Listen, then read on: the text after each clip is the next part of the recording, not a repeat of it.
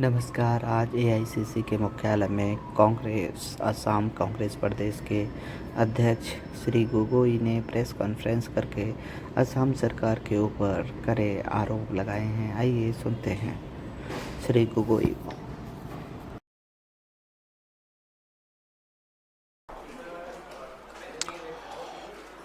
Okay, first of all, I would like to thank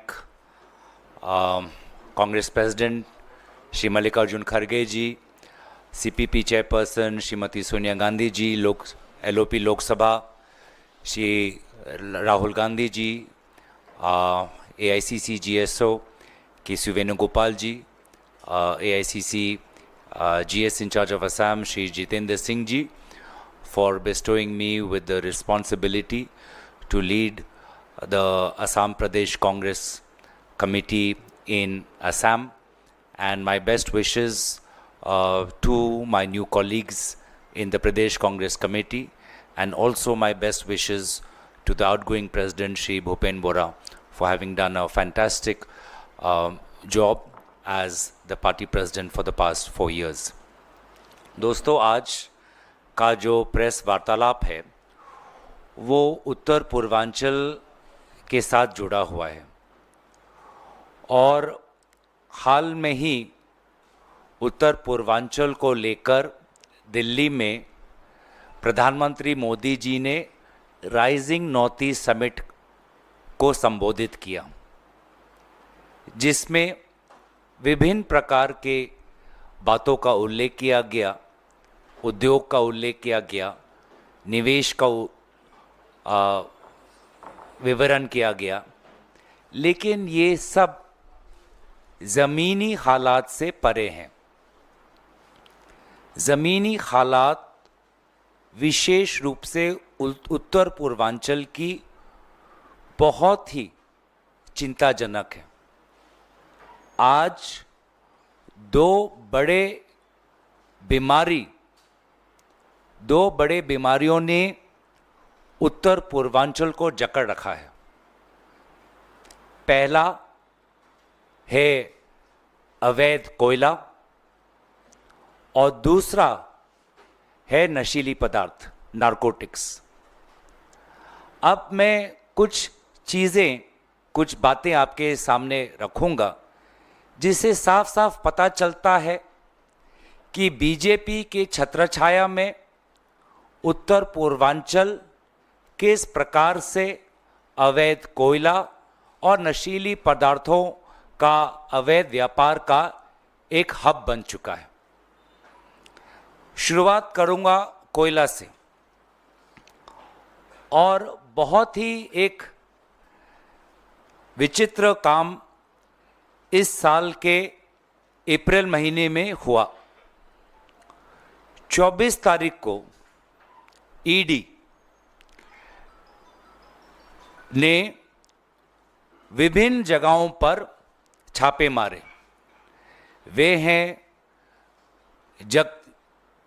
जगदीगितिम, नौगाल बिब्रा, जडुगोफा, margarita, Guwahati. ये स्थान मेघालय और गुवाहाटी में हैं। और ये छापे मारने के बाद उन्होंने मतलब ईडी ने 25 तारीख को एक प्रेस रिलीज जारी की। इस प्रेस रिलीज में किस प्रकार का अवैध कोयला का एक सिंडिकेट नेक्सस मेघालय असम में चल रहा है उसका विवरण ईडी ने किया है। सिंडिकेट शब्द का इस्तेमाल तक उन्होंने किया है। अपने प्रेस रिलीज में उन्होंने कहा कि ED investigation further revealed that a syndicate having persons from Meghalaya and Assam is in charge of ensuring that the trucks containing illegal coal clear the borders of Meghalaya and enter into Assam without any checking, restrictions, where papers were prepared to show this as legally mined coal. The syndicate used to charge rupees 1.27 lakh to rupees 1.5 lakh per truck from the mine owners in the name of commission patronage in cash. The illegal mine coal was stored at depots located at Jogiofa in Assam. In a subsequent para, it further states, it is further revealed that the cash so generated in the process was collected by the syndicate and was being stored at the places of the cash handlers. These cash handlers were searched and diaries containing cash in out was also seized. It was further revealed that the coal mine owners and the syndicate people used to coordinate with illegal coal mine operators in Margarita, Tinsukia to make it appear to be mined from legally sourced miners. Last May, during the search, cash of rupees 1.58 crore, digital devices like laptops, mobile phones, and 2 high-end vehicles suspected to be purchased out of the proceeds of crime was seized. तो हमने तो सबसे पहले स्वागत किया, क्योंकि यही बातें बार बार कांग्रेस पार्टी उठाती रही है कि अवैध कोयला का धंधा चल रहा है। इसको हमने सदन के अंदर भी उठाया, इसको हमने सदन के बाहर भी उठाया। तो प्लेजेंटली सरप्राइज्ड कि ईडी ने ऐसा काम किया, हमने इसका स्वागत किया, क्योंकि ये बातें असम के मुख्यमंत्री के बातों को झूठा साबित किया। क्योंकि असम के मुख्यमंत्री कहते हैं कि कोई अवैध कोयला का व्यापार हो ही नहीं रहा, कोई अवैध कोयला है ही नहीं, सब जायज है। तो सरकारी एक तंत्र ने मुख्यमंत्री को झूठा साबित किया, तो इसका तो हमने स्वागत किया। लेकिन जब इसके पश्चात कोई जांच नहीं, इसके पश्चात कोई एसआईटी नहीं, इसके पश्चात कोई अरेस्ट नहीं, तब हमारा संदेह ईडी की तरफ भी गया कि क्या ईडी वास्तव में लोगों को गिरफ्तार करना चाहती है, या जब उन्होंने कहा during the search cash of rupees 1.58 crore was seized, वहीं तक उनका काम सीमित हो गया। क्योंकि अवैध कोयला की बात बार बार उत्तर पूर्वांचल में उठती है।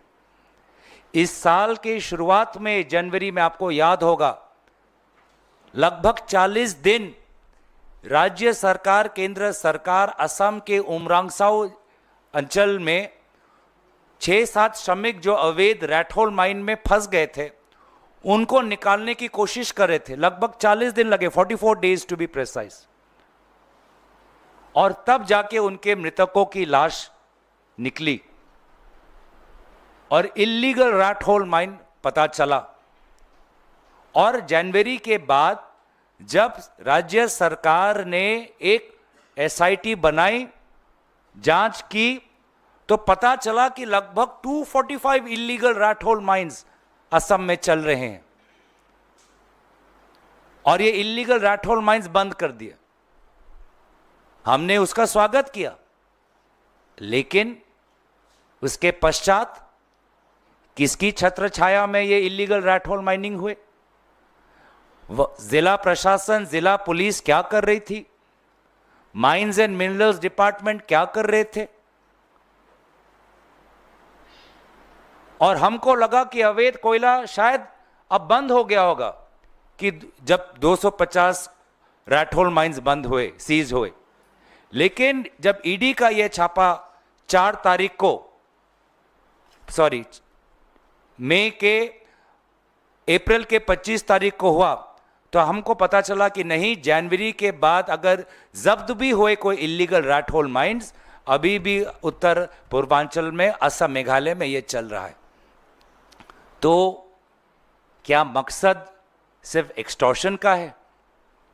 क्योंकि इससे पहले भी हमने देखा है कि चुनाव आते हैं, किसी कंपनी पर आईटी रेड होता है, वो इलेक्टोरल बॉन्ड के द्वारा थोड़ा बीजेपी को सहायता देता है और उसको फिर ठेका मिल जाता है, उसको कॉन्ट्रैक्ट मिल जाता है और फिर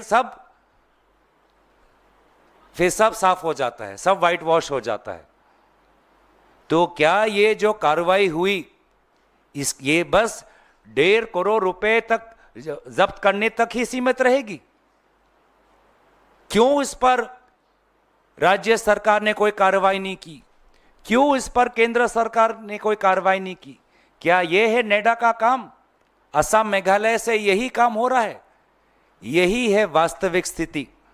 वो राइजिंग नॉर्थ ईस्ट तो वो उद्योग जो भविष्य में होगा नहीं होगा पता नहीं, लेकिन वास्तव में ये इस प्रकार का कोयला सिंडिकेट उत्तर पूर्वांचल की इकोनॉमी, इकोलॉजी और सोसाइटी में तनाव पैदा कर रहा है, तनाव पैदा कर रहा है।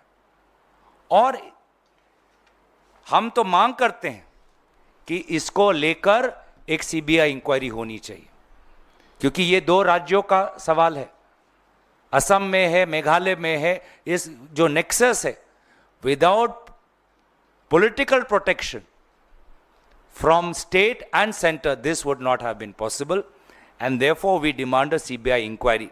And this shows the menace of coal, despite rat hole mining being banned, despite rat hole mining being seized. This just shows the fact that all this was made public, and yet the state government has taken no action. That means some politically important people, PIP, politically important persons, are involved in this. And that is why they don't want to take more action. Similarly, the other problem that I said that is wrecking the societies of Northeast is drugs. It is unfortunate the amount of drugs that is coming in from Myanmar. And I'm unable to fathom why the BJP and its allies, being in power in the Northeast, Union Home Minister Amit Shah visiting Northeast so many times, they are still unable to wrest this menace of drugs. Let me read out a few lines from this note.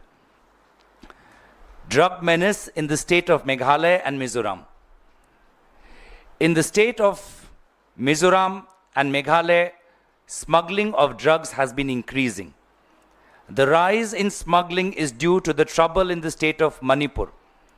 Let me remind you that there was, and I said this in Parliament also, a very brave policewoman who received a medal of bravery from the Manipur state government.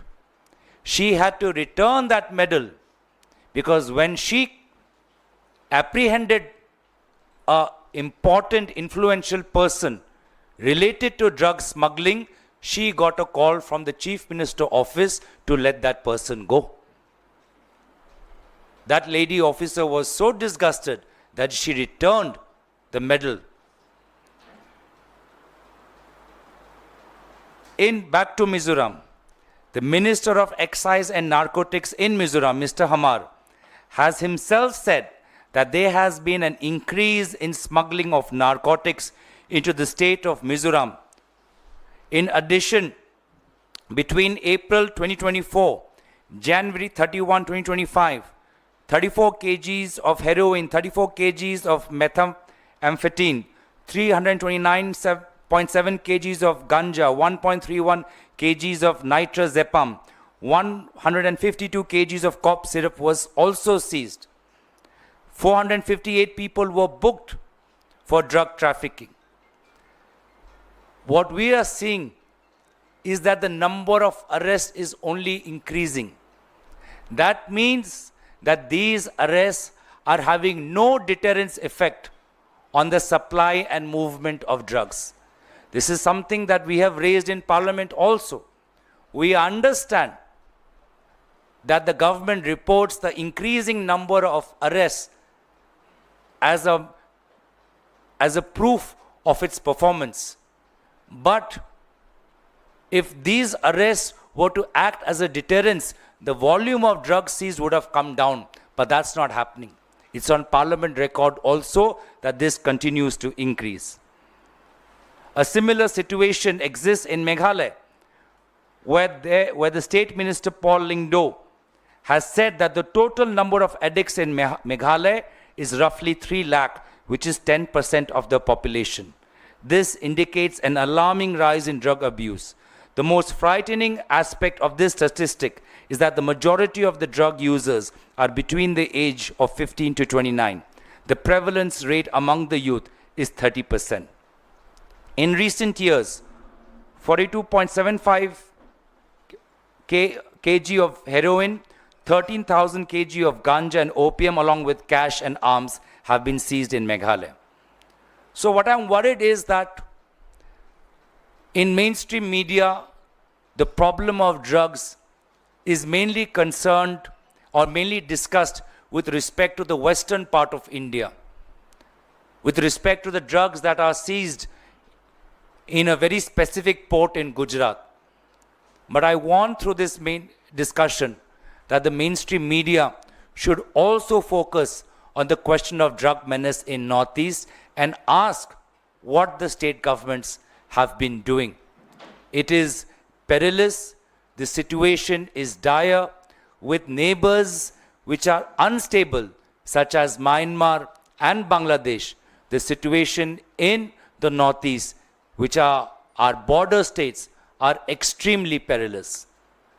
And I must say, while I use this press conference to talk about the problem of coal and drugs in the Northeast, I read somewhere that Honorable Prime Minister Modi, while referring to China, made light of the physical features of the people of China, especially with respect to the shape and size of their eyes.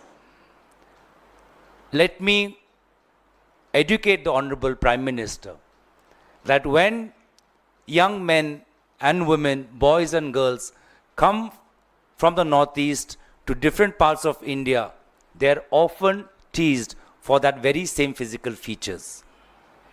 This kind of language only perpetuates the harassment and the language that is used to taunt and tease the people of the Northeast. By all means, the Prime Minister has the right to focus on various problems between India and China with respect to the trade deficit and the border situation.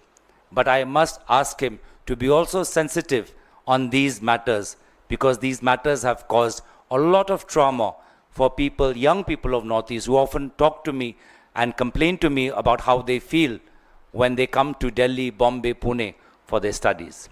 So with that, I would like to close my opening statements, and if you have any questions, I'll be happy to answer them.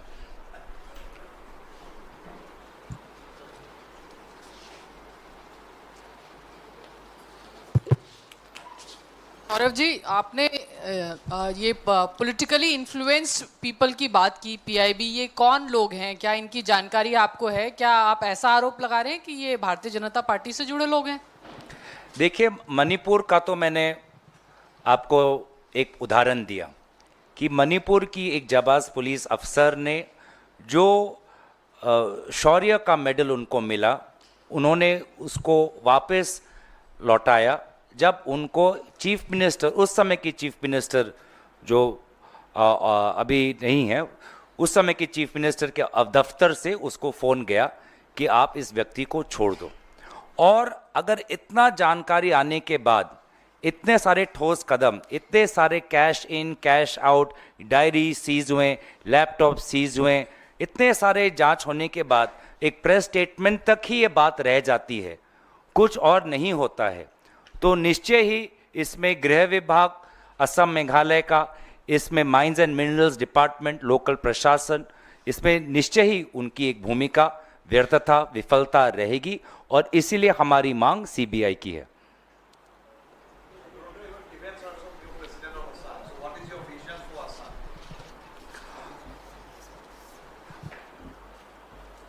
In Assam, we need a new economic model. In Assam, we have to end the rule of corruption, misrule, loot and fear that is being perpetuated by the current BJP government. And we have to return the right of free speech to young people of Assam. Gaurav sir, Gaurav sir, मेरा सवाल आपसे एक तो यह है कि जो आपने प्रधानमंत्री को लेके वक्तव्य दिया था अंग्रेजी में, उसे हिंदी में भी बोल दीजिएगा, आपके लास्ट कमेंट थे। और दूसरा सवाल ये है कि आप नॉर्थ ईस्ट की, असम की, मेघालय की तमाम जो बातें हैं वो आप सामने रख रहे हैं, लेकिन वहाँ की जो लीडरशिप है, मुख्यमंत्री हैं, वो आप पर ही निजी हमले करते हैं। अब आप प्रदेश अध्यक्ष भी बन गए हैं, किस तरीके से उन चीज़ों को आप उनका जवाब देंगे? और दूसरा, जो ये चीज़ें प्रॉब्लम्स आपने बताई हैं, इसको कैसे आप आगे फोर फ्रंट पे लाएंगे? क्योंकि बीजेपी की लीडरशिप ने कभी भी मुख्यमंत्री के किसी भी बात को उन्होंने ना नकारा है ना ही खंडन किया है। देखिए, सबसे पहले प्रधानमंत्री मोदी जी बहुत जायज़ रूप से इंडिया और चाइना के बीच में जो ट्रेड डेफिसिट है, चाइना से बहुत से प्रोडक्ट्स कम दामों में इंडिया में आते हैं, उस बात की आलोचना करते हुए चाइना के लोगों के आँखों के जो शेप है, साइज़ है, उनके आँखों के ऊपर जो टिप्पणी दी, मैं बस चाहता हूं कि वो इस बात का संज्ञान ले कि उसी प्रकार की टिप्पणी उत्तर पूर्वांचल के युवाओं को, महिलाओं को, छात्रों को सुनना पड़ता है जब वो उत्तर पूर्वांचल छोड़कर देश के विभिन्न कोने में जाते हैं। और इस प्रकार के बातों को सुनकर उत्तर पूर्वांचल के समाज को ठेस पहुंचती है। जो अपनापन उनको महसूस करना होता है भारत में कहीं भी जाकर, वो अपनापन में वो थोड़ा दूरी वो महसूस करते हैं। तो इसीलिए मैं बस प्रधानमंत्री मोदी जी को इस बात का भी संज्ञान में देना चाहता हूं कि इस प्रकार का भाषा काफ़ी बार उत्तर पूर्वांचल के युवा समाज को हरास और मेंटली टॉर्चर करने के लिए उपयोग किया जाता है। जहां तक दूसरी बात है, असम के मुख्यमंत्री जो विभिन्न प्रकार के व्यक्तिगत आरोप उठाते हैं, मैं तो पहले उनका तहे दिल से शुक्रिया अदा करता हूं, क्योंकि बहुत समय से एक लोगों के बीच में ये भी एक राय था कि मेरी राजनीतिक भूमिका ज़्यादातर राष्ट्रीय स्तर तक ही सीमित है। राज्य की राजनीति में, असम के राज्य के राजनीति में मेरी भूमिका कम है। लेकिन वे जिस प्रकार से पहले डिलिमिटेशन के द्वारा, जिसमें किसी लोकसभा में नहीं, सिर्फ मेरे ही लोकसभा के 2 टुकड़े हुए, और उसके पश्चात पिछले 3-4 महीने से जो नॉनसेंसिकल बातें कर रहे हैं, उन्होंने मेरे कद को बहुत ऊंचा कर दिया है। तो ये जो एक भ्रम या लोगों के बीच में एक सोच था कि मैं सिर्फ राष्ट्रीय राजनीति तक ही मैं सीमित हो, असम के राजनीति में मेरी भूमिका कम है, वो मुख्यमंत्री ने ही खुद ही तोड़ा है उसको। और मैं साथ ही साथ में अपने दल के नेतृत्व का भी आभार प्रकट करता हूं, क्योंकि मुख्यमंत्री, असम के मुख्यमंत्री का ये उद्देश्य था कि ऐसे कुछ बातें कहें जिससे कि हमारे कांग्रेस पार्टी की जो नेतृत्व है हमारे तरफ संदेह के नज़रिए से हमें देखे, या कुछ मन में कुछ आशंकाएं आएँ, मन में कुछ डाउट्स आएँ। तो मैं अपने दल के नेतृत्व का आभार प्रकट करता हूं कि मुख्यमंत्री की जो ये मंशा थी, उन्होंने उसको नकारा और पूर्ण रूप से हमारा समर्थन किया है, हमारा आशीर्वाद किया है। तो मुख्यमंत्री दोबारा इस बार भी डिलिमिटेशन, जोरहाट, और अब इस बार भी वो अपने मंसूबे में विफल हुए हैं। Gaurav ji, yesterday Bhupen Bora, your predecessor, he held a PC in Guwahati, where he spoke about the need to revive the Assam Sonminito Morcha, the coalition you had, which collapsed before the by-polls last year. So do you, as the president of the current Assam unit, do you plan to revive that coalition? And second question is, he also described AUDF as a communal force, and he advised the Congress to stay away from AUDF in the near future. against tying up with the AUDF. So would you also agree with that characterization of AUDF as a communal force and for the Congress to stay away from AUDF? I think these are all very important questions. These are all very important subjects. They are best to be discussed in a party forum among senior leaders. We should hear each and every's view. As a party president, it would be presumptuous of me to assert my view or opinion before having a discussion with my colleagues on this matter. But as I said, on many cases, we did have an alliance with AIUDF up till 2021, and then we broke off that alliance, and often we have felt that the AIUDF, through its conduct, has behaved as the B team of the BJP. Gaurav ji, मेरा सवाल आपसे ये है कि आपके पिता भी असम के मुख्यमंत्री रह चुके हैं, लंबे वक्त तक वो मुख्यमंत्री थे, और अगले साल विधानसभा चुनाव असम के भीतर है। उससे पहले आपको पार्टी की कमान दी गई है, आपको मुखिया बनाया गया है, प्रदेश अध्यक्ष बनाया गया है। क्या ये मान के चला जाए कि गौरव गोगोई मुख्यमंत्री का भी चेहरा होंगे? देखिए, सबसे पहले तो मैं दोबारा अपने दल के नेतृत्व का आभार प्रकट करता हूं, और हमारे सामने लक्ष्य दो हैं। पहला लक्ष्य ये है कि हमको जो आंकड़े हैं, 60 का जो आंकड़ा है, उसको हमको भेदना है, तभी जाकर हमारी नेतृत्व में एक सरकार बन सकती है। सरकार बनने के बाद आला कमान पर निर्भर करता है, लेकिन हमारा दायित्व ये बनता है कि उस 60 के आंकड़े को हमको भेदना है। और दूसरा हमारा जिम्मेवारी वर्तमान में ये है, जो इससे पहले भी जो सवाल आया है, कि हम असम को किस दिशा में ले जाना चाहते हैं। आज असम भ्रष्टाचार, लूट, भय और गुंडागर्दी से जकड़ा हुआ है, और इस जकड़ से हम असम के लोगों को मुक्ति देना चाहते हैं। ये हमारी दो कोशिशें रहेंगी। गौरव जी, जिस तरीके से हेमंत विश्व शर्मा आप पर, आपकी पत्नी पर व्यक्तिगत हमले कर रहे हैं, राज्य में सरकार उनकी है, केंद्र में सरकार उनकी है, गृह मंत्रालय भारतीय जनता पार्टी का है, उस पर वो जांच नहीं कराते, आप पर लगातार हमले करते हैं, तो क्या आप मानहानि का दावा करेंगे उनके खिलाफ? देखिए, जिस दल का राजनीति ही मानहानि है, तो उस पर कितने मानहानि केस लगाओगे? उनका पूरा दल ही मानहानि पर निर्भर है, उनका पूरा कार्य ही मानहानि पर निर्भर है। तो आज एक लगाऊंगा, कल दो और मानहानि के बातें कहेंगे, तो ये कर सकते हैं, पर उनका वो अपने जो राजनीतिक जो उनके अस्त्र हैं मानहानि, वो तो उनका मूल मंत्र है कि कैसे किसी का छवि बदनाम करना। आप देख रहे हैं कि आज पहलगाम को लेकर भी उनके दल के नेता किस प्रकार का शब्दों का इस्तेमाल कर रहे हैं। हरियाणा में किस प्रकार के शब्दों का इस्तेमाल किया गया विधवाओं के प्रति। मध्य प्रदेश में भाजपा के एक सांसद ने यूनिफॉर्म को पहने हुए एक जाबाज हमारी कर्नल का अपमान किया। मानहानि तो उनके रग रग में है।